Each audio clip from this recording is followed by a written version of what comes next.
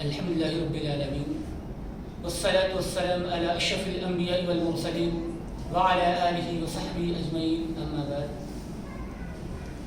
فقد قال الله تبارك وتعالى في كلامه المجيد أعوذ بالله من الشيطان الرجيم بسم الله الرحمن الرحيم إنما يخشى الله من عباده العلماء وقال النبي صلى الله عليه وسلم إن لمن البيان لسحرا وقال النبي صلى الله عليه وسلم في حديث آخر خيركم من تعلم القرآن وعلمه. محترم حاضرین مجلس، دینی ملی بھائیو بزرگوں، تمام قسم کی حمد و ثنا و ستائش اللہ وحدہ لا شریک خالق کائنات کے لیے، جس کے فضل و کرم سے ہم اور آپ آج یہاں پر اکٹھا ہوئے ہیں۔ آج کے اس بزم کا آغاز ہم اور آپ یہاں پر کریں گے۔ ہم چاہتے ہیں کہ اس بزم کا آغاز تلاوت کلام اللہ کے ذریعہ ہو، تو سب سے پہلے میں حافظ حنظلہ کو دعوت سخن دوں گا کہ وہ آئیں اور تلاوت کلام اللہ کے ذریعہ اس بزم کا آغاز فرمائیں۔ السلام علیکم ورحمۃ اللہ وبرکاتہ۔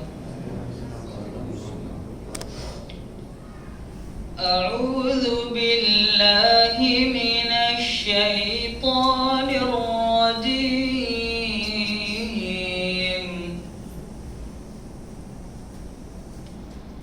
وَلَنَبْلُوَنَّكُمْ بِشَيْءٍ مِّنَ الْخَوْفِ وَالْجُوعِ وَنَقْصٍ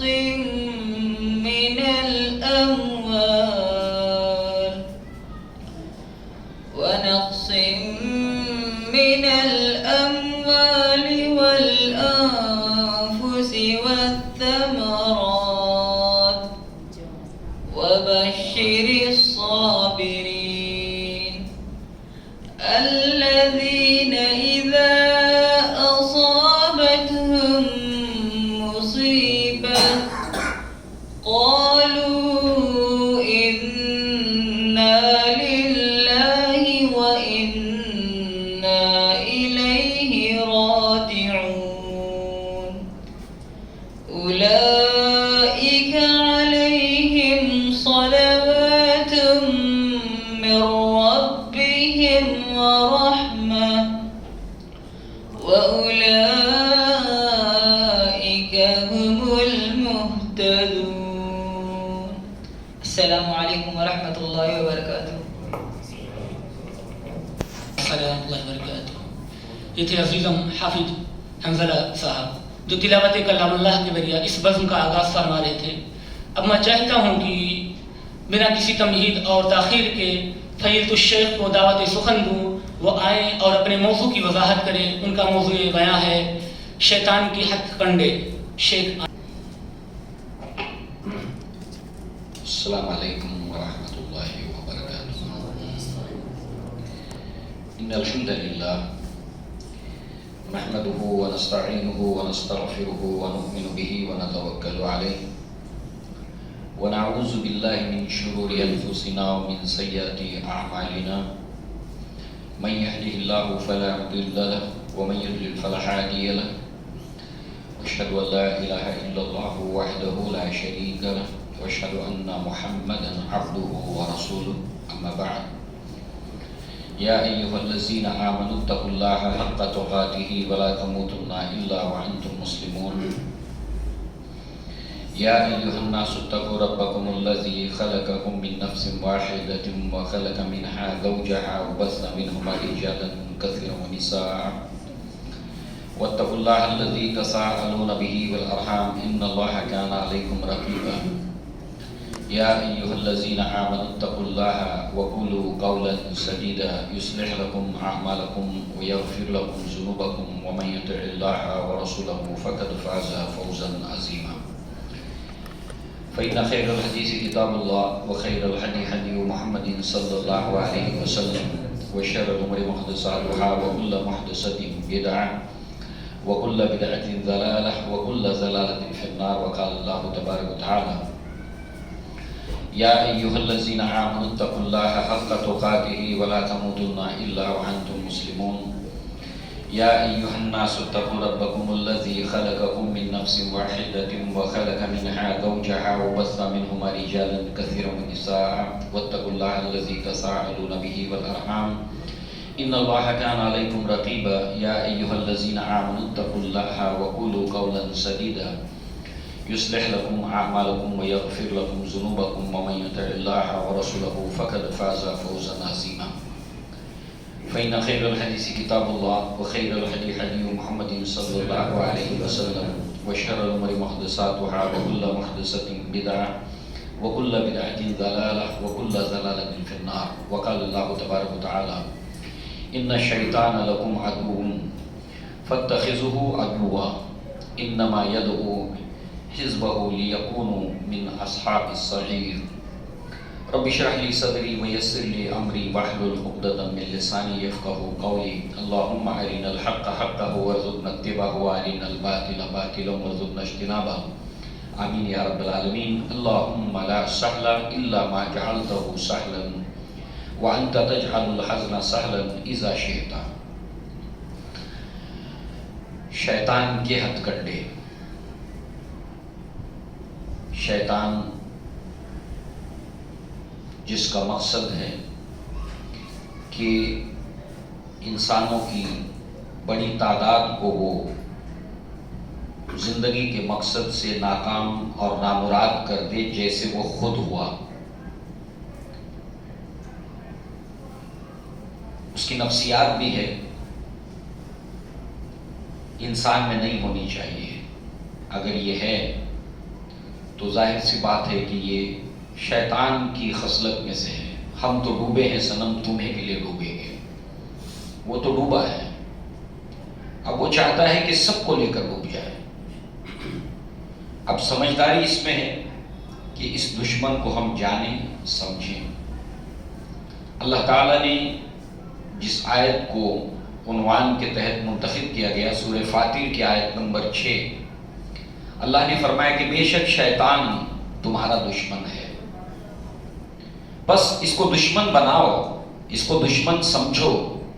دشمن کو دوست نہیں سمجھا جاتا.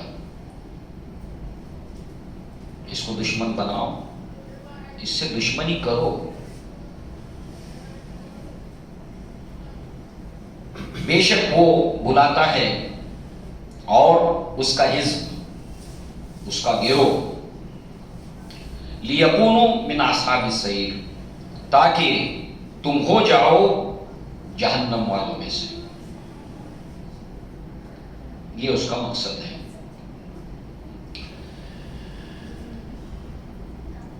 دشمن اس سے کیسے نپٹا جائے؟ یہ ایک فن ہے، یہ ایک کلا ہے، یہ ایک آرٹ ہے، یہ ایک علم ہے. اللہ نے ہمیں دیا ہے، اللہ کے رسول نے ہمیں سکھایا ہے. دشمن کے تعلق سے اس سے نپٹنے کے لیے 3 باتیں بہت اہم ہیں. جب اللہ نے کہا اس کو دشمن بناؤ تو دشمن بناؤ. اب دشمن کو جاننا سمجھنا اس سے نپٹنے کے لیے ضروری ہے. بغیر سمجھے ہوئے اس سے نپٹا نہیں جا سکتا. نمبر 1، دشمن کی طاقت کیا ہے، اس کی کمزوری کیا ہے. آپ کی طاقت کیا ہے، آپ کی کمزوری کیا ہے. یہ دونوں باتوں کا علم ضروری ہے. انسان میں بہت سی فطری کمزوریاں ہیں، جیسے انسان جلد باز ہے، ظالم ظلم اس میں پایا جاتا ہے، جہالت اس میں پائی جاتی ہے. تو انسانی ہماری کچھ کمزوریاں ہیں، ہماری کچھ طاقت ہے. شیطان کی کمزوریاں ہیں، طاقت ہے. یہ دونوں باتوں کا علم اگر انسان کو ہو تو آپ نے جیتنا ہے. نمبر 2، آپ کو اپنی طاقت معلوم ہے، اپنی کمزوری معلوم ہے، مگر دشمن کی طاقت نہیں معلوم، اس کی کمزوری نہیں معلوم. اگر آپ جیت بھی گئے تو بہت بڑا نقصان اٹھا کر. جیتتے بھی ہیں، نقصان اٹھا کر.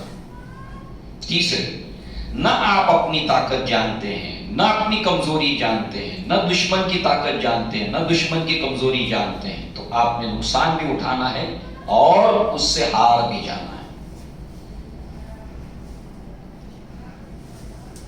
اللہ تعالیٰ نے قرآن مجید کے اندر شیطان کی کوئی ایسی چال نہیں ہے جو اپنے بندوں پر واضح نہ کر دی ہو۔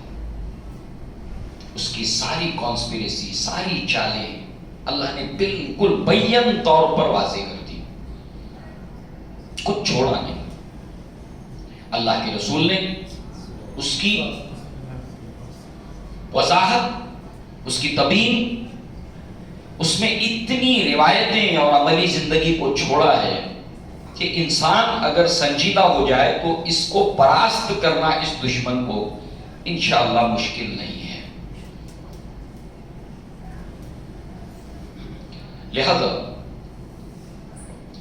اب سب سے پہلی بات تو یہ کہ مسلمان جب دین اسلام سے دور ہو جاتا ہے، جب دینی دلچسپی اس میں ختم ہو جاتی ہے، تو اسلام کو لے کر کئی شکوک شبہات میں مبتلا ہو جاتا ہے۔ کئی سوالات اس کے ذہن میں اٹھتے ہیں۔ سوالات کی تشفی علم حاصل کرنے سے ہوگی۔ السؤال نصف العلم، سوال آدھا علم ہے۔ سوال پیدا ہوا، آپ نے جواب تلاش کیا، تشفی ہو گئی۔ سوال تو پیدا ہوتے ہیں مگر اس کے جواب کو تلاش نہیں کرتا۔ اور وہ یہ ہے کہ شیطان اور ابلیس کو بنایا ہی کیوں گیا، جو ہم کو بہکائے، ہمیں ناکام کرے، ہمیں نامراد کرے۔ اب اس کے لیے دو مثالیں آپ سامنے رکھیں۔ ایک تو جب اللہ تعالیٰ نے فرشتوں کے سامنے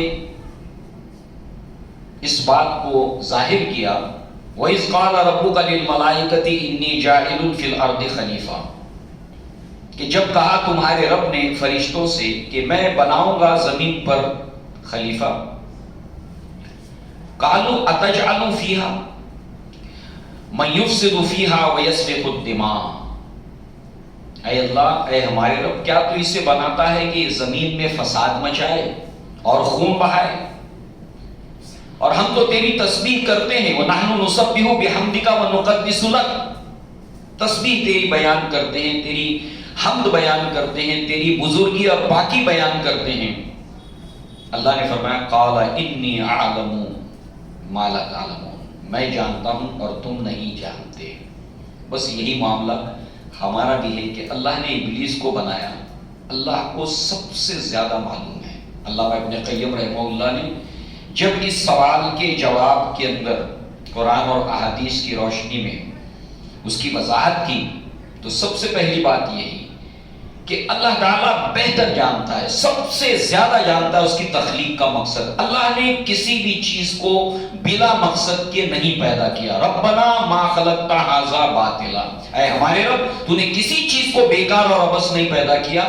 ایسے ہی ابلیس اور شیطان اور اس کی ذریت کو بلا مقصد اللہ نے پیدا نہیں کیا۔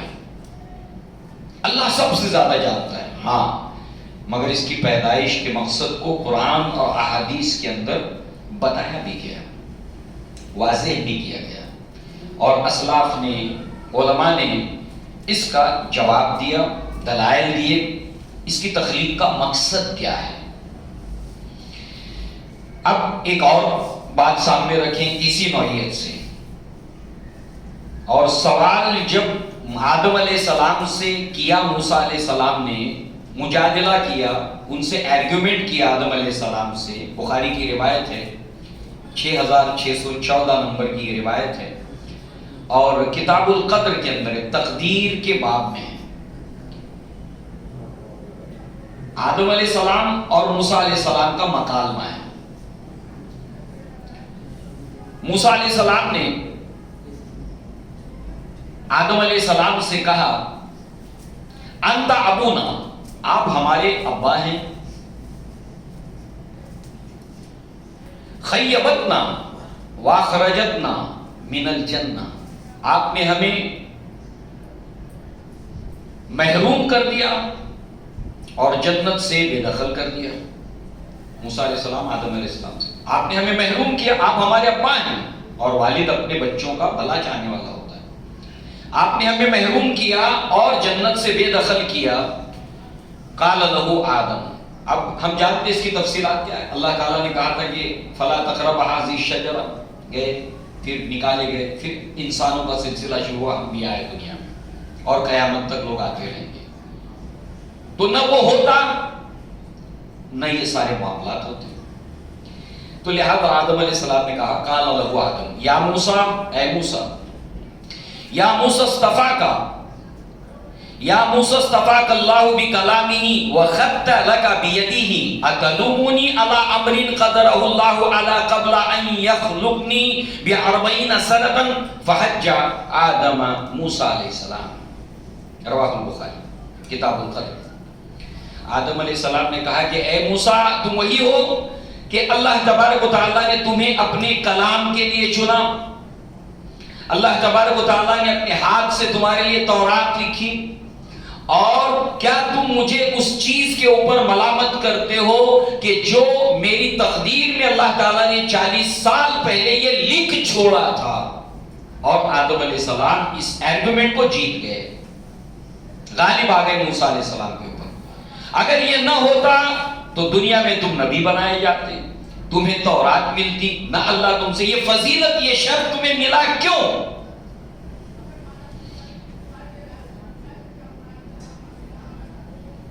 تو یہ دو مثالیں سامنے رکھنے کے بعد پھر اب سوال کو رکھیے کہ ابلیس کو بنایا کیوں گیا؟ نہ وہ ہوتا، نہ ہمیں بہکاتا، نہ یہ ساری چیزیں. لہذا جب بات یہ ہوئی، آدم علیہ السلام کو حوا سمیت دنیا میں اتارا گیا.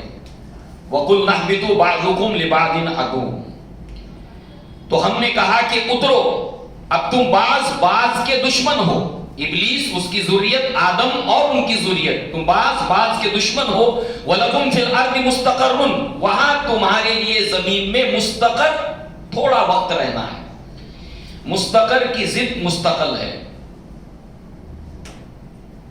مستقر جو ہے وہ جیسے ایک لفظ اردو میں استعمال ہوتا ہے استقرار حمل، یعنی اب بچہ ٹھہر گیا، اب وہ تھوڑا ہی ہمیشہ رہے گا، 6 مہینے سے لے کر 9 مہینے کے بعد اپنی جگہ کو چھوڑ دے گا، عارضی.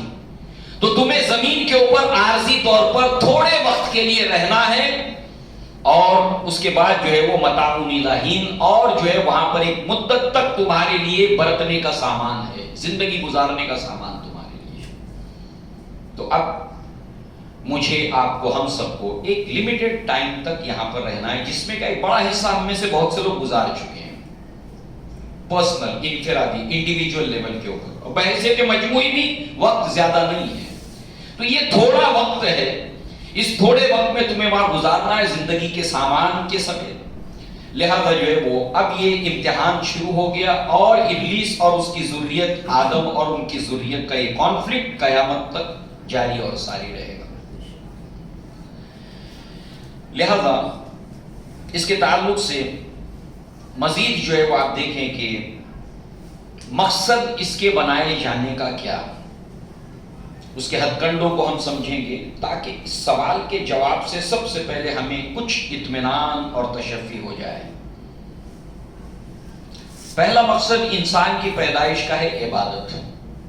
یہ عبادت کا مقصد پورا ہی نہیں ہوتا اگر شیطان کی تخلیق نہ ہوتی.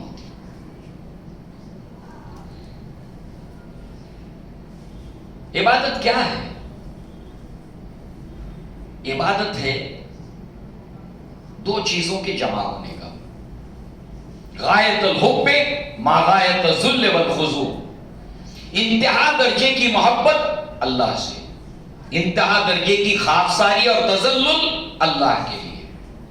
یہ عبادت کی جان ہے، یہ عبادت کی اسپرٹ ہے، یہ عبادت کی زرخیزی ہے.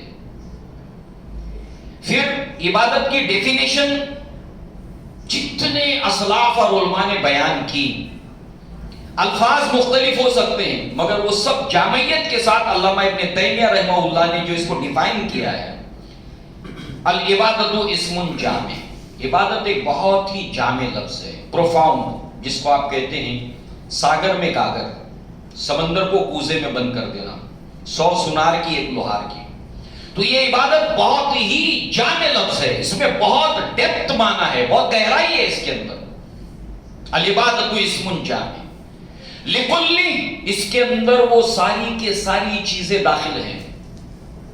آگے اس کو کھولتے ہیں. لکل ما یحبہ وما یرضاہ من الاعمال والاقوال الظاہر والباطن. اس میں وہ تمام چیزیں داخل ہیں، وہ فہرست جو اللہ کو پسند ہے وہ عبادت، جس سے اللہ راضی ہوتا ہے وہ عبادت، وہ سب جس سے اللہ راضی ہوتا ہے عبادت، جس سے اللہ محبوب رکھتا ہے وہ عبادت. وہ عمل کے اعتبار سے ہو، من الاعمال والاقوال، یا قول کے اعتبار سے ہو، اللہ خوش ہو جاتا ہے. مثال کے طور پر ایسے مواقع زندگی کے مختلف مرحلوں میں جگہ جگہ پر اللہ نے رکھے ہیں، اور جس کو جستجو ہوتی تھی عبادت کی، اللہ سے محبت کی لگن ہوتی تھی، وہ یہ تلاش کرتا رہا آج تک کہ یہاں پر میں کیا کروں کہ اللہ خوش ہو جائے، اللہ راضی ہو جائے. رضی اللہ عنہم ورضوان. اب آپ دیکھیے غزوہ بدر ہے، سامنے 1000 کا لشکر ہے، ادھر 313 ہے. صحابی رسول اس سچویشن میں کہتے ہیں، اللہ کے نبی سے سوال پوچھتے کہ اللہ کے نبی یہاں پر کوئی ایسا کام ہے کیا کہ اگر بندہ کر جائے تو اللہ تعالیٰ خوش ہو کر مسکراتا ہے؟ اللہ کے نبی نے فرمایا ہاں ہے. اس جگہ پر وہ کام تلاش کیا جس سے اللہ خوش ہو جائے. ما یحبہ وما یرضاہ، یہ تو ہو گیا عمل. دوسرا ہے قول. بخاری کی آخری روایت، ابو ہریرہ رضی اللہ عنہ اس کے راوی ہیں، کلمتان حبیبتان الی الرحمن ثقیلتان فی المیزان خفیفتان علی اللسان سبحان اللہ وبحمدہ سبحان اللہ العظیم. 2 کلمات رحمان کو بہت محبوب ہے، میزان میں بہت وزنی، زبان پر بہت آسان. سبحان اللہ وبحمدہ سبحان اللہ العظیم. ہر وہ قول، ہر وہ عمل جس سے اللہ راضی ہو جائے، جس سے اللہ خوش ہو جائے، جس کو اللہ پسند کرتا ہے، وہ سب داخل ہے، وہ ظاہری طور پر ہو یا چھپا ہوا ہو. اب اس ڈیفینیشن کو الٹ دیں، اس کو برعکس کر دیں. تبین الاشیاء باضدادها. وہ تمام کے تمام کام جس سے اللہ ناراض ہوتا ہے اس سے بچنا، جس کو اللہ نامحبوب رکھتا ہے اس سے بچنا، وہ چاہے قول کے اعتبار سے ہو، چاہے عمل کے اعتبار سے ہو، چھپا ہوا ہو، ظاہری ہو، ان تمام سے بچ جانا. اب یہ ہو گیا عبادت. اب ظاہر سی بات ہے کہ جب ایسے کاموں کی طرف اللہ تبارک و تعالیٰ نے حکم دیا کہ اس سے میں راضی ہوتا ہوں، اس کو پسند کرتا ہوں، قول ہو، عمل ہو، ظاہری ہو، باطنی ہو، 6 چیزیں. قول، عمل اللہ پسند کرتا ہے، اللہ راضی ہوتا ہے، ظاہری ہو یا چھپا ہو، 6 چیزیں. اب ظاہر سی بات ہے کہ اس کے لیے اگر فرکشن نہ ہوتا، فرکشن کا مطلب جو کام اللہ کو راضی کرنے والا بندہ کرنا چاہتا ہے تو اس کو نہ کرنے دینے والا ایلیمنٹ اور آبجیکٹ نہ ہوتا.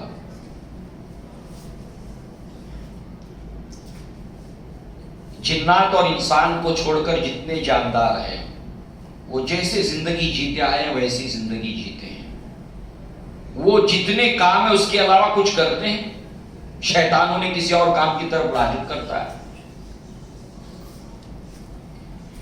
عبادت کے لیے انسان کو پیدا کیا گیا، عبادت یہ ہے، اور اس اعتبار سے اس کو کرنے نہ دینا، اس کے لیے شیطان محنت کرتا. اور انسان جب اس سے فائٹ کر کے، اسٹرگل کر کے وہ کام کرتا ہے تو اجر پاتا ہے، ثواب پاتا ہے، مرتبہ پاتا ہے، مقام پاتا ہے. یہ پاتا موسیٰ علیہ السلام، آدم علیہ السلام کا مجادلہ سامنے رکھیے. گویا کہ یہاں پر جو ہے وہ اس سے مقابلہ کرنا، اس کی مخالفت کرنا، اس کو غضبناک کرنا، اس کے مکر و فریب سے اللہ تعالیٰ کی پناہ چاہنا، یہ سب اس کا وجود نہ ہوتا تو ممکن تھا کس سے پناہ مانگتے کہ تمہیں اجر و ثواب ملتا؟ کس کے بہکاوے کے ڈر سے اللہ تعالیٰ کی پناہ پکڑ کر اللہ کا قرب حاصل کرتے؟ یہ قرب کی چاہ ہوتی، اللہ کی طرف جو ہے وہ رجوع ہوتا۔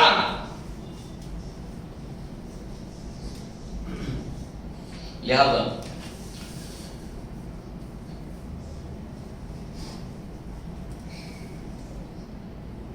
خلوص و اخلاص، اللہ تبارک و تعالیٰ کوئی بھی عمل قول خلوص کے بغیر قبول نہیں کرے گا۔ شیطان کی کوشش ہوتی ہے کہ عمل کے آغاز سے پہلے خلوص کے اندر بے خلوصی پیدا کر دے، یا درمیان میں یا آخر میں۔ جس طریقے سے انما الاعمال بالنیات، ابتدا کرنے سے پہلے عمل کا دار و مدار نیت کے اوپر ہے۔ عائشہ صدیقہ رضی اللہ عنہا کہتی ہیں کہ اللہ تبارک و تعالیٰ کو وہ کام جو دائمی ہو، تھوڑا ہو چاہے، اللہ کو وہ پسند ہے۔ شروعات کنٹینیوشن عمل کا، اس میں درمیان بھی آ گیا، اور اینڈ اللہ کے نبی نے فرمایا انما الاعمال بالخواتیم، اعمال کا دار و مدار اینڈ کے اوپر ہے کہ اینڈ کیسا ہوگا۔ تو عمل جب شروع کرتا ہے تو شیطان کوشش کرتا ہے، فیل ہو جاتا ہے تو کوشش کرتا ہے کہ شروع میں تو اخلاص ہے، چلو بعد میں اس میں خرابی پیدا کر دوں، درمیان میں پیدا کر دوں۔ صبح میں آپ تہجد کے لیے اٹھے، للہیت تھی، خوب روئے، گڑ گڑائے، لطف آیا، سکون ملا اللہ کو یاد کر کے۔ اب دوپہر کے اندر جو ہے وہ کسی دوست نے کہا کیا ہوا، سوئے نہیں، آنکھ لال ہے، جمائی بھی لے رہے ہو، تھکے ہوئے لگ رہے ہو۔ ہاں تھوڑا صبح تہجد کے لیے اٹھا تھا، ہو گیا۔ صبح میں خلوص تھا، دوپہر میں خلوص غائب ہو گیا۔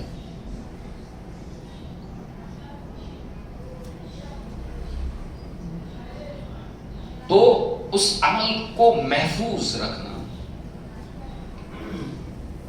خلوص کو لے کر جو مثالیں پیش کی گئی ہیں، ایک واقعہ جو ہے وہ خلوص کو لے کر پڑھنے میں آیا کہ ایک اللہ والا، امر بالمعروف نہی عن المنکر کرنے والا، راہ سے گزر رہا تھا کہ دیکھا کہ دریا کے کنارے ایک کشتی کے اندر شراب کے مٹکے بھرے جا رہے تھے، مٹی کے مٹکے شراب کے بھرے ہوئے کشتی میں لوڈ کیے جا رہے تھے۔ پوچھا کیا ہے؟ شراب ہے۔ اللہ کے نبی کا فرمان کیا ہے؟ فمن رأى منكم منكرا فليغير بيده فإن لم يستطع فبلسانه فإن لم يستطع فبقلبه ذلك ضعف الإيمان۔ تم میں سے جب کوئی شخص کسی برائی کو دیکھے تو اللہ نے طاقت دی تو ہاتھ سے روکے، نہیں ہے طاقت زبان سے روکے، نہیں ہے طاقت دل میں برا مانے، یہ ایمان کا سب سے کمزور درجہ ہے۔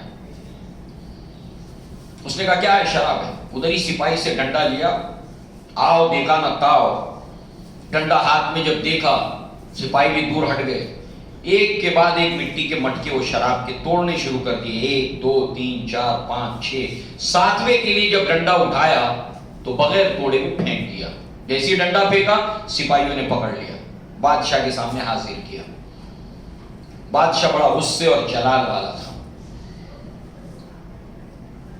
اس کا غصہ مشہور تھا، مگر اس نے اپنے غصے کو قابو پاتے ہوئے وجہ پوچھی کیوں توڑا؟ کہا یہ منکر ہے، یہ حرام ہے۔ تو کہا ٹھیک ہے، 6 توڑے وہ تو حرام تھے، مگر یہ کیا ہے حلال تھا جو چھوڑ دیا؟ اس کو کیوں چھوڑا؟ کہا جب تک میں ان 6 شراب کے مٹکوں کو توڑ رہا تھا میرے دل میں یہ خیال تھا کہ میں اللہ کے لیے کر رہا ہوں، اللہ کی رضا کے لیے، محبوب عمل ہے اللہ کے لیے، یہ اس لیے کر رہا ہوں۔ جب 7ویں کے لیے اٹھایا تو میرے دل میں شیطان نے وسوسہ ڈالا کہ تو کتنا بہادر ہے، تو کتنا جری ہے، تو ڈرا نہیں؟ وہ تو جلالی بادشاہ، تجھے معلوم تھا تو ڈرا نہیں، بڑا بہادر آدمی ہے، بس پھینک دیا اس نے۔ یہ جو شیطان کے ساتھ کانفلکٹ ہے، ظاہر سی بات ہے اس کو پراست کر کے جب انسان آگے بڑھتا ہے تو اجر و ثواب بھی پاتا ہے، ایمان میں بھی اضافہ ہوتا ہے۔ کیا یہ سب ممکن تھا؟ شیطان کی تخلیق کا مقصد۔ شیطان ایک کسوٹی ہے، ایک امتحان ہے، پوری زندگی امتحان میں سے وہ بھی ایک آزمائش ہے. جیسے کہ اللہ تعالیٰ نے سورہ بقرہ کے اندر فرمایا، سورہ ملک کے اندر فرمایا الذی خلق الموت والحیات لیبلوکم ایکم احسن عملا وہو العزیز الغفور، کہ وہی وہ اللہ تعالیٰ ہے جس نے زندگی اور موت کو بنایا تاکہ تمہارا امتحان لے کہ تم میں کون احسن عمل کرنے والا ہے.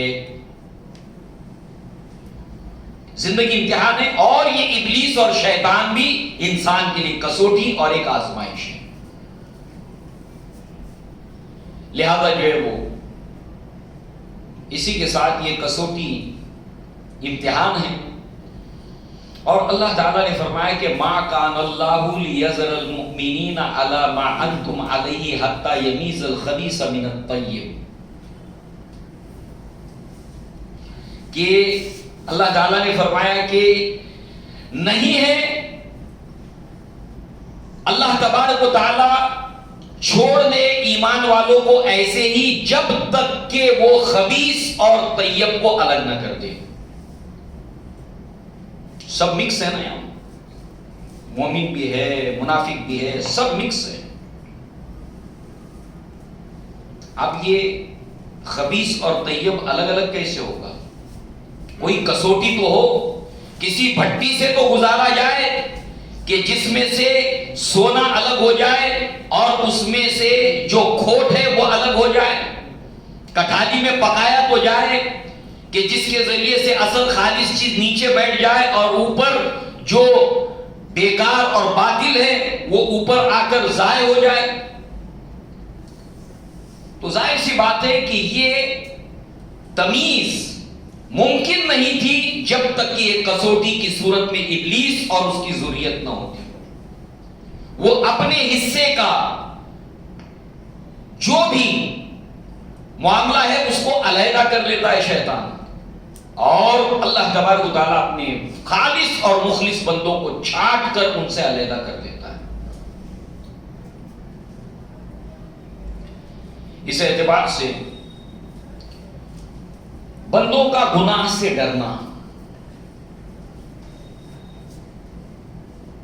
ابلیس کی تخلیق کے مقصد میں سے اللہ کے بندوں کا گناہ سے ڈرنا.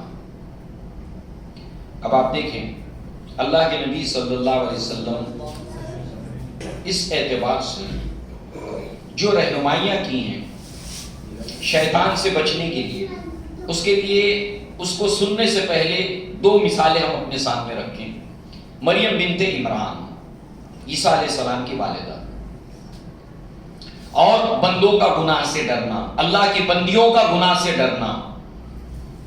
تخلیق ابلیس کے بغیر یہ ممکن نہ تھا کہ یہ ہم کو بہکائے گا، یہ ہم کو غلط راہ پہ ڈالے گا، اللہ تعالیٰ غضبناک ہوگا. یہ اللہ کا خوف، یہ اللہ کا ڈر. سورہ مریم کے اندر مریم بنت عمران کے تعلق سے جو آتا ہے کہ قال انی اعوذ بالرحمن منک ان کنت تقیا، جب فرشتہ انسان کی صورت میں ان کے سامنے آیا، خوب روم، خوشبوش، خوش لباس، چمکدار چہرہ، اٹریکٹیو، آزمائش ہے کہ نہیں؟ اور اس اعتبار سے اس وقت اللہ تعالیٰ کی یہ بندی کہتی ہے کہ میں رحمان کی پناہ پکڑتی ہوں اگر تو اللہ تعالیٰ سے ڈرنے والا ہے، اگر تیرے اندر اللہ کا تقوی ہے. انہیں تھوڑی معلوم تھا کہ فرشتہ. لہذا دوسری طرف یوسف علیہ السلام، جب عزیز مصر کی بیوی نے کھلم کھلا دعوت دی یوسف علیہ السلام کو اور سب اہتمام کیا، سارے دروازے بند کر دیے، ساری حفاظتی بندوبست کرنے کے بعد وہ کہتی ہے، بلاتی ہے اپنی طرف واضح کھلم کھلا. اور اس وقت جو ہے وہ کہتے قال معاذ اللہ انہ ربی احسن مثوایا انہ لا یفلح الظالمون، کہ میرے مالک نے، میرے رب نے مجھے بہترین ٹھکانہ دیا ہے اور میں اللہ کی پناہ پکڑتا ہوں اس گناہ سے کہ بے شک ظالم لوگ کبھی فلاح نہیں پاتے، کبھی کامیاب نہیں ہوتے۔ اللہ کے نبی صلی اللہ علیہ وسلم نے فرمایا اتنی بلند شخصیات ہیں، ان کا اتنا بلند مرتبہ ہے، اور ان کا معاملات دیکھیے، ایک طرف مریم بنت عمران ہے اور دوسری طرف یوسف علیہ السلام ہے۔ اللہ کے نبی نے اپنی امت سے، تمام انسانوں کو تعلیم دیتے ہوئے کیا کہا کہ جہاں پر ایک مرد اور ایک عورت نامحرم اکٹھے ہوں، تنہائی میں رہنے سے منع کیا۔ تخلیہ میں تنہائی میں ایک مرد اور ایک عورت کو رہنے سے منع کیا جو نامحرم ہے۔ کیوں؟ تیسرا ان کے درمیان ہوتا ہے شیطان، جو دونوں کی شرمگاہ کے اوپر پھونک مار کے ان کے اندر خواہش کو پیدا کرتا ہے۔ اب ظاہر سی بات ہے کہ انسان اس وقت اس گناہ سے اپنے آپ کو بچائے، اللہ تعالیٰ کی پناہ لے۔ 7 قسم کے لوگوں کو اللہ تبارک و تعالیٰ اپنے عرش تلے جگہ دے گا قیامت کے دن، جب کسی کے لیے کوئی سایہ نہیں ہوگا۔ یہ 7 کام اپنی جگہ پر اگر ہم سنتے ہیں، غور کریں کہ ان میں سے ایک ایسا نوجوان بھی ہے کہ اس کو ایک صاحب حیثیت عورت زنا کی دعوت دے اور وہ یہ کہے انی اخاف اللہ، میں اللہ سے ڈرتا ہوں۔ ایسے نوجوان کو اللہ تبارک تعالیٰ عرش کے سائے کے نیچے جگہ دے گا، جبکہ کسی کے لیے کوئی سایہ نہیں ہوگا۔ تو بندوں کا اللہ تبارک و تعالیٰ سے ڈرنا، خوف کھانا، اور دوسری طرف شیطان کا وسوسے ڈالنا، اس سے اللہ تبارک و تعالیٰ کی پناہ پکڑ لینا اور اس سے بچنا۔ ابلیس کی تخلیق کا مقصد اللہ تبارک و تعالیٰ سے بندوں کا ڈرنا، تقوی اختیار کرنا، اور تقوی کے جو کچھ بھی مراتب، فوائد دنیا اور آخرت میں اللہ تعالیٰ نے بیان کیے۔ اللہ سے ڈرنا، اللہ کا تقوی، اور تقوی کے فوائد آخرت میں نہیں، دنیا کے اندر بھی اتنے بڑے بڑے فوائد اللہ تعالیٰ نے رکھے ہیں۔ بعض لوگ کا یہ خیال ہوتا ہے آخرت میں ملے گا نا، جس میں وہ 1000 برس کی ہو رہے، ایسی جنت سے کیا کرے کوئی، تو کل کی بات ہے، کل دیکھا جائے گا، کوئی راستہ نکل آئے۔ آج کی بات کرو، 9 نقد نہ 100 دہر، آج کی بات کرو۔ تو رہا سوال تقوی، آج کا فائدہ، بے شمار فوائد دنیا کے اندر ہے۔ اگر صرف ہم موٹے موٹے فائدے کو سامنے رکھیں اور غور کریں اس پر، وَمَن يَتَّقِ اللَّهَ، جو اللہ سے ڈرتا ہے، يَجْعَلْ لَهُ مَخْرَجًا، اللہ تبارک و تعالیٰ اس کے لیے مخرج، ایگزٹ بنا دیتا ہے۔ جب وہ کسی مصیبت، تکلیف میں گرفتار ہوتا ہے، کسی آزمائش میں گرفتار ہوتا ہے، تو آدمی اس سے نکلنے کے لیے کیا کیا جتن کرتا ہے۔ معمولی سا ٹریفک حوالدار اگر پکڑ لے تو دیکھیے کیسے جتن کر رہا ہوتا ہے، وہ کوشش کر رہا ہوتا ہے، اور بڑی مصیبت میں پھنس جائے تو کتنے جتن کرتا ہے۔ تو جب زندگی کے معاملات میں اس کی گاڑی پھنسے گی، اللہ تعالیٰ اس کے لیے ایگزٹ، اس سے نکلنے کا راستہ بنائے گا۔ دوسرا، وَيَرْزُقُهُ مِنْ حَيْثُ لَا يَحْتَسِبُ، اس کو روزی ایسی جگہ سے پہنچائے گا جہاں سے وہ سوچ تک نہیں سکتا۔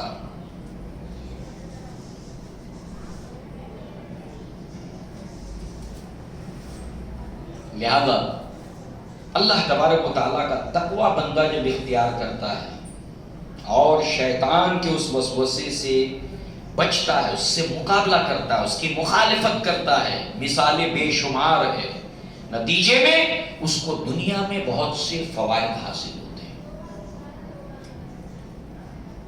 اللہ تعالیٰ ایمان کی حلاوت سے اس کو دوچار کرتا ہے۔ غیر ارادی طور پر نامحرم عورت کے اوپر نگاہ پڑ گئی، اللہ کو راضی کرنے کے لیے وہ اپنی نگاہ کو ہٹا لیتا، اور نظر شیطان کے تیروں میں سے ایک تیر ہے جو وہ چلاتا ہے، دیکھ، مگر اللہ کا بندہ اللہ تعالیٰ کو خوش کرنے کے لیے اس سے ڈر کر اپنی نگاہ کو ہٹا لیتا ہے۔ اللہ تعالیٰ اسی دم اس کو ایمان کی مٹھاس اور حلاوت سے دوچار کرتا ہے۔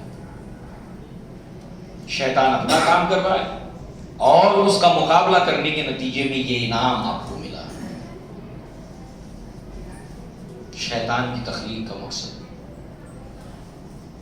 ہم نے کہاوت سنی ہوگی کہ عقل مند کو دشمن سے بھی فائدہ ہوتا ہے، اور نادان کو لے کر بھی کہاوت ہے، فائدہ کیا سوچ آخر تو بھی تو دانا ہے اسد، دوستی نادان کی ہے جی کا جنجال ہو جائے گا۔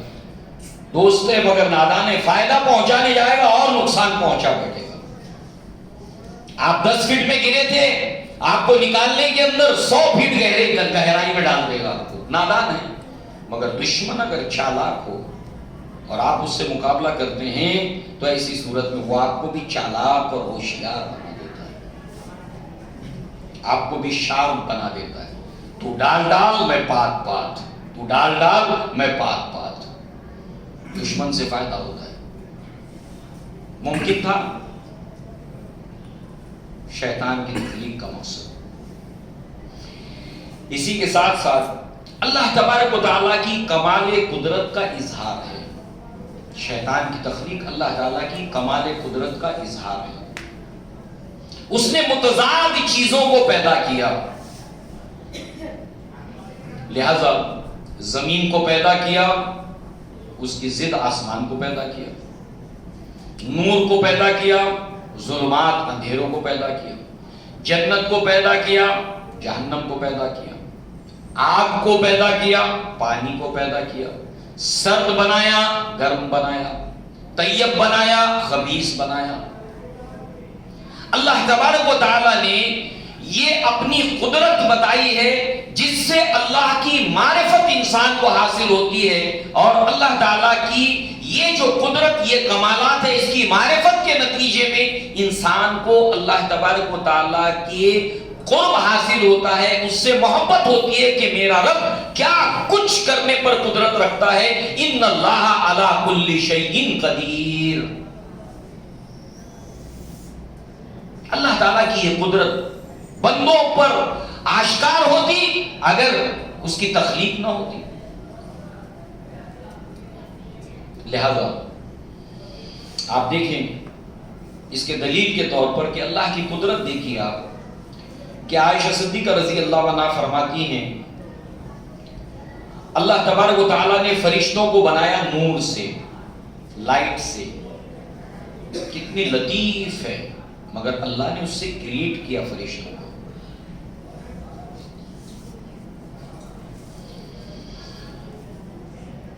جنات کو اللہ تعالیٰ نے آگ کی لپٹ سے پیدا کیا، یہ روشنی اور لائٹ سے کم لطیف ہے۔ فزکس کے لوگ زیادہ اس میں اٹریکشن محسوس کرتے ہیں،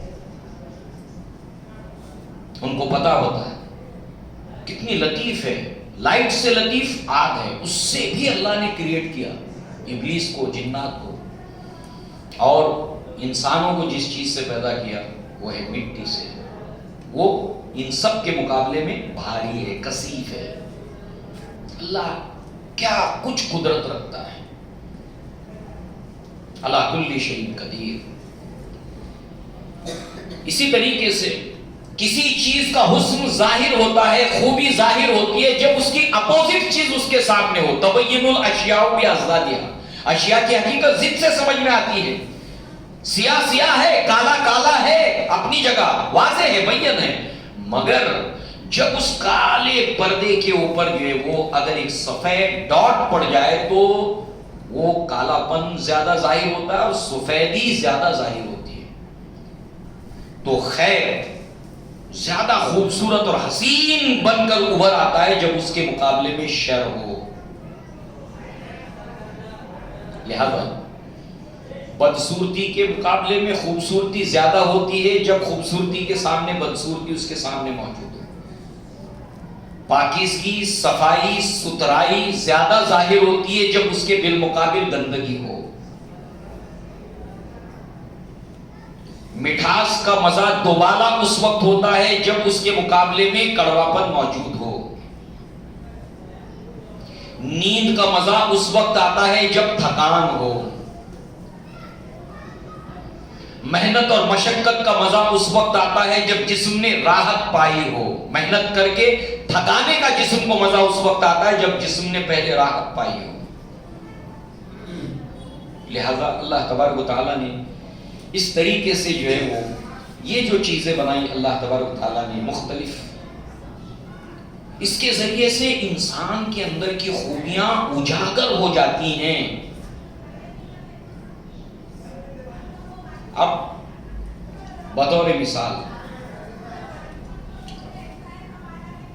عبد القادر جیلانی رحمہ اللہ نے اپنے تجربے کو، مشاہدے کو بیان کیا ہے، اور اس عنوان کے تحت تلبیس ابلیس، علامہ جوزی رحمہ اللہ کی کس طریقے سے شیطان کس طرح پہ لوگوں پہ، عورتوں پہ، مردوں پہ، بادشاہوں کے اوپر، غلاموں کے اوپر، مبلغوں کے اوپر کس طرح سے حملے کرتا ہے، پورے چیپٹر وائز اس کو تقسیم کر کے بتایا ہے کیسے وہ بہکاتا ہے. لہذا عبد القادر جیلانی رحمہ اللہ نے دیکھا کہ ایک آگ سی نمایاں ہوئی آسمان کی طرف، اس میں سے آواز آئی کہ میں تمہارا رب ہوں. کس سے سملر چیز ہے یہ؟ اچھا، یہ ہر ایک کو اس بھیس میں نہیں آتا. عبد القادر جیلانی ایک مقام کے اوپر تھے، اس اعتبار سے ان کے پاس آیا بہکانے کے لیے. میں رب ہوں. کس سے مشابہ تھے؟ موسیٰ علیہ السلام نے آگ دیکھی، آواز آئی میں تمہارا رب ہوں. عبد القادر جیلانی کا بہت بڑا کارنامہ ہے اپنے دور کے اندر. بیت المقدس کی فتح کے اندر سلطان صلاح الدین ایوبی رحمہ اللہ، ان کو کمک، ان کے لیے تربیت یافتہ شاگردوں کو تیار کرنا، اس کا بہت اہم رول ادا کیا تھا عبد القادر جیلانی رحمہ اللہ نے. ان کا نام لینا، ان کے نام سے بہت سے ایسے کام کرنا جو غیر شرعی ہوں. آپ کے جو لیکچرز ہیں، جو خطبے آپ دیا کرتے تھے، ہزاروں کی مجمع میں لوگ آپ کے خطبات کو، لیکچرز کو سننے آتے تھے، اور اس کو نوٹ ڈاؤن کیا گیا جو آج بھی موجود ہے فتوح الغیب کے نام سے، ان کے دیے گئے لیکچرز. اور مسائل کے اوپر غنیت الطالبین. لہذا کہا کہ میں تمہارا رب ہوں. عبد القادر جیلانی رحمہ اللہ نے دھتکار دیا، جیسے اللہ کے نبی صلی اللہ علیہ وسلم نے فرمایا کہ نماز میں اگر وہ بہکائے تو بائیں جانب دھتکارنے کا حکم دیا، اللہ کی پناہ پکڑتے ہوئے. دھتکارا اور کہا کوئی شیطان ہے. اب وہ اپنے پھر دوسرے داؤں میں آ گیا، دوسرے رنگ میں آ گیا. تو نے مجھے پہچان لیا، بچ گیا، تو بچ گیا میرے داؤں سے. تیرا علم اگر نہیں ہوتا تو نہیں بچ پاتا. دوسرا دام پھینکا. عبد القادر جیلانی رحمہ اللہ کہتے میرے علم میں نہیں، میرے اللہ نے مجھے بچایا. اور اس نے اس ہتھ کنڈے کے ذریعے سے نہ جانے دنیا میں کتنے لوگوں کو جہنم کے گڑھے میں اتار دیا کہ جو سچ مچ سمجھ بیٹھے اور بہک بیٹھے. یہ اپنی جگہ ایک پوری ایک داستان ہے، کیسے کیسے واقعات دنیا میں ہوئے. کنویں میں سے آواز آئی، جاہل عابد کے مقابلے میں عالم جس کی عبادت عابد کے مقابلے میں کم ہے افضل ہے. ایک عالم کا رات بھر سو جانا جاہل کی رات بھر عبادت سے افضل ہے. عبادت آن دا بیسس آف جہالت. اب کنویں میں سے ایسے عابد کو ریاضت کر رہا ہے، چھلے لگا رہا ہے، دن رات جو ہے وہ نہ سو رہا ہے. شیطان اس کو آتا ہے بہکانے میں. کنویں میں سے آواز آ رہی ہے، آ جاؤ میں اللہ ہوں، مجھ میں فنا ہو جاؤ. فنا فی اللہ. کود گیا، خودکشی، سوسائڈ، گیا کام سے. کیوں؟ قرآن اور احادیث کی روشنی میں علم نہیں ہے، یہی سب سیکھ رکھا ہے. تو ظاہر سی بات ہے شیطان نے برابر اپنا شکار بنا دیا اس کو. یہ دونوں مثال کو سائملٹینیسلی اس پہ رکھا گیا کہ کس طریقے سے وہ اپنے ہتھ کنڈوں کو آزماتا ہے. لہذا آپ دیکھیں کہ انسان کے لیے یہ عبد القادر جیلانی رحمہ اللہ کا بچ جانا اور اللہ تعالیٰ کا ان کے مرتبے کو اور بلند کرنا ممکن تھا شیطان کی تخلیق کا مقصد. یہ اڑان مزید اور جو ہے وہ اوپر طرف کو حاصل کرنا، مرتبے اور فضیلتیں حاصل کرنا. لہذا جو ہے وہ ایک اور مثال اللہ تبارک و تعالیٰ نے جنت کے اندر درجات رکھے ہیں، اور یہ درجات بے اعتبار نیت، بے اعتبار عمل، بے اعتبار اخلاص انسان جنت میں مرتبے پائے گا۔ ایک بایولوجی حیاتیات کا پروفیسر ہے، تجربہ ہو رہا ہے تتلی میں کے انڈوں میں سے بچے کیسے نکلتے ہیں، مشاہدہ اور ایکسپریمنٹ ہو رہا ہے، ہیٹ دی جا رہی ہے، اور پروفیسر نے کہا کہ دیکھو ابھی تھوڑی دیر میں ان انڈوں میں حرکت اور ارتعاش پیدا ہوگا، صرف آبزرو کرنا اور نوٹ ڈاؤن کرنا۔ یہ کہہ کر وہ چلا گیا، بچے کرتے کیا ہے۔ اب اس کے بعد جو ہے تھوڑی دیر کے بعد اس کی ہیٹ پانے کے بعد وہ انڈوں میں حرکت پیدا ہوئی، خول ٹوٹنے لگے، اور اس کے بعد جو ہے وہ تتلی کے بچے جو ہے وہ اپنے پروں سے اس خول کو مار مار کے اس کو ہٹا کر تھوڑی دیر رینگ کر اڑنے لگے۔ اس میں سے ایک طالبہ کو، ایک اسٹوڈنٹ کو رحم آیا، اور اس نے تھوڑا سا وہ انڈے کے خول اپنے ہاتھوں سے ہیلپ کی ان تتلی کے بچوں کو، اس کو رحم آیا۔ اس کے بعد وہ پروفیسر آیا، دیکھا 2-4 تتلی کے بچے وہیں مرے پڑے ہیں، باقی کے اڑ گئے۔ کہا کہ یہ کیا ہو گیا، تم نے مدد کی کیا؟ کہا کہ ہاں ہم نے تھوڑی ہیلپ کی۔ تو کہا جس تتلی کے بچوں کے لیے تم نے مدد کی ہے وہ موت کے گھاٹ اتر گئے، اس لیے کہ قدرت نے ایک نظام بنایا ہے کہ جب یہ اپنے پروں سے اس خول کو مارتے ہیں تو ان کے بازو میں طاقت پیدا ہوتی ہے اور اسی سے وہ اڑتے ہیں۔ تو اس سے جو مقابلہ کرتے ہیں، اسی سے ہمیں ترفع پانے کی طاقت ملتی ہے۔ سوال بنایا ہی کیوں ابلیس کو؟ جب جواب پائے گا تو اللہ اکبر، کیا حکمت ہے اللہ کی، کیا مصلحت ہے اللہ کی کیا قدرت ہے، اللہ ہمارے لیے کتنا شفیق ہے، اللہ ہم کو کیسے مقام اور مرتبوں سے نوازنا چاہتا ہے، یہ ممکن نہیں تھا، اللہ تعالیٰ نے اس کی تخلیق کی۔ ربنا ما خلقت ھذا باطلا۔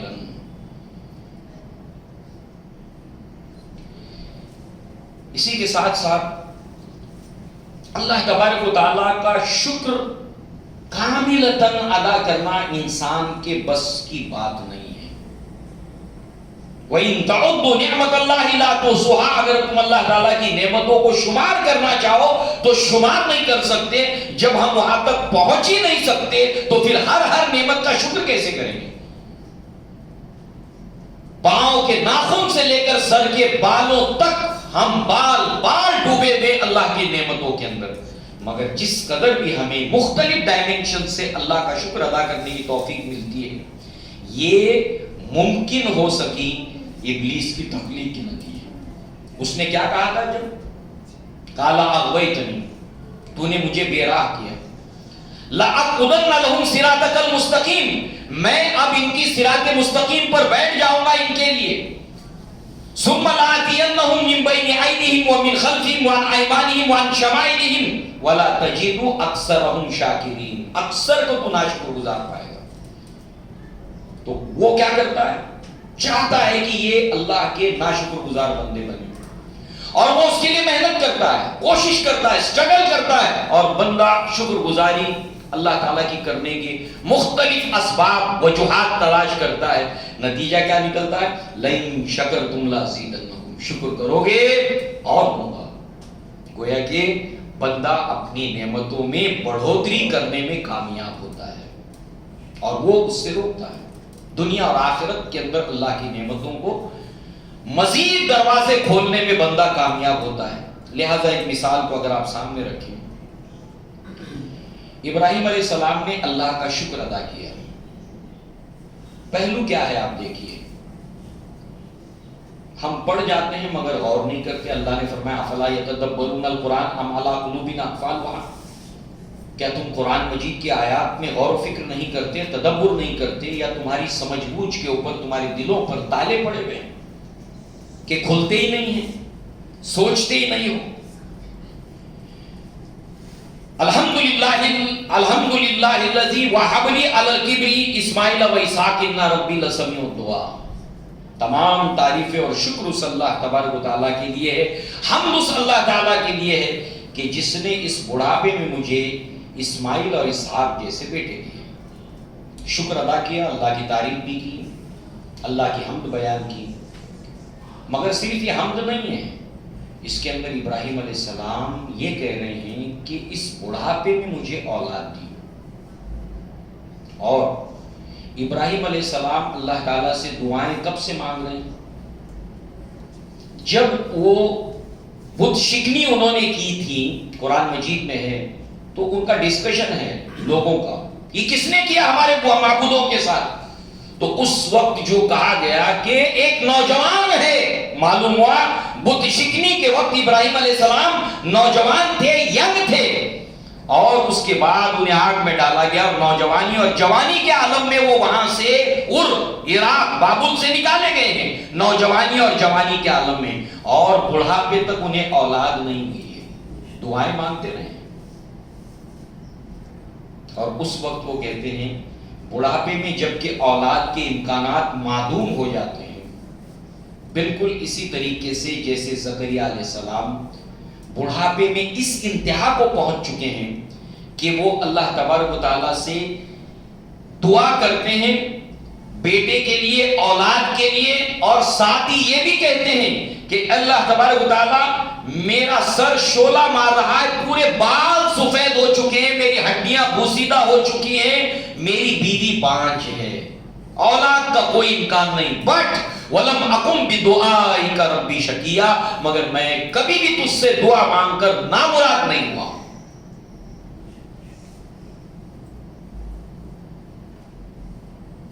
تو ابراہیم علیہ السلام نے یہ کہا کہ اس بڑھاپے میں اللہ تعالیٰ نے مجھے اولاد دی، اور اولاد بھی کیسی؟ اسماعیل اور اسحاق کیسے بیٹے، فرما بردار بیٹے. تو اولاد دینا اللہ کا شکر ہے، اور اسماعیل اور اسحاق جیسے بیٹے دینا اللہ کا شکر ہے، اور بڑھاپے میں دینا اور اللہ کا شکر ہے. تو ایسے مختلف پہلوؤں سے ہمارے لیے ممکن نہیں تھا کہ ہم اللہ تعالیٰ کا شکر ادا کرتے. ابلیس کی تخلیق کا مقصد، لہذا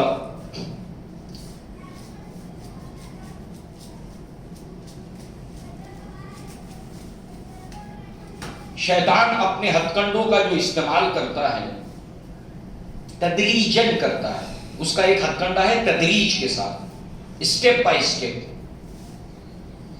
آج ہم نے یہ دیکھا، اس سوال کا جواب مختصر انداز میں اس کے کچھ اسباب کو ہم نے دیکھا. ابلیس کو پیدا کیوں کیا گیا، اس کی تخلیق کا مقصد کیا ہے، اور اس حوالے سے کچھ باتیں ہم نے سنی کہ اللہ تبارک و تعالیٰ کی کیسی قدرت ہے کہ اس نے اس کائنات کے اندر کیسے کیسے پہلوؤں کے ساتھ اس کائنات کو بنایا. انسان کو بنایا، جنات کو بنایا، ابلیس کو بنایا، جنت کو بنایا، جہنم کو بنایا، اور ایک امتحان کے طور پر ہم کو دنیا کے اندر بھیجا. دنیا کے اندر ہمارے علاوہ بہت سی مخلوق ہیں، بکریاں ہیں، گائے ہیں، بیل ہیں، بھینس ہے، سب کتنے جاندار ہیں، مگر قیامت کے دن ان کا کیا ہوگا؟ سنگ والی بکری ہے، بغیر سنگ والی بکری ہے، انصاف دونوں کا ہو جائے گا، اس کے بعد سب کے سب کیا ہو جائیں گے؟ مٹی ہو جائیں گے. مگر ہمارا معاملہ فار ایور ہے، ہمارا معاملہ ان کی طرح نہیں ہے. تو اس اعتبار سے ہماری آزمائش بھی کڑی ہے، جس کے مرتبے ہیں سوا، جس کی رتبے ہیں سوا، اس کی سوا مشکلیں ہیں. تو اب انشاءاللہ ابلیس کی تخلیق کے مقصد کے کچھ اسباب کو اپنے سامنے رکھنے کے بعد انشاءاللہ ہم اپنے اس دشمن کو سمجھنے کی کوشش کریں گے جو قرآن مجید میں اللہ تعالیٰ نے اس کے ہتھ کنڈے اور اس کو سمجھایا. ان میں سے سب سے پہلی بات یہ کہ ہمیں معلوم ہو کہ وہ ابلیس جو تمام کے تمام اس کی ذریت جو انسانوں کو جہنم رسید کرنا چاہتی ہے، وہ اور اس کا حزب، تو اس کے اندر سب سے پہلی چیز جو ہے کہ وہ وما کانا من الجن، وہ جنوں میں سے ہے، یہ ہمیں معلوم ہو. اور پھر اس کی اولادیں بھی ہیں، جن ہیں، جنیات ہیں، میل فیمیل دونوں ہیں، ان کی اولادیں بھی ہوتی ہیں، پوری کے پوری وہ فوج ہے. ایسے ہی ابلیس کے دوست اور ساتھی صرف جنات نہیں ہیں بلکہ اللہ تعالیٰ نے فرمایا کہ ہم نے جتنے انبیاء بھیجے ان کے جنات میں سے اور انسانوں میں سے ان کے دشمن بنائے. یعنی ابلیس کے کارندے انسانوں میں بھی ہیں اور جنات میں بھی ہیں. بالکل اسی طریقے سے اللہ تبارک و تعالیٰ کے مخلص بندے انسانوں میں بھی ہیں اور جنات میں بھی ہیں.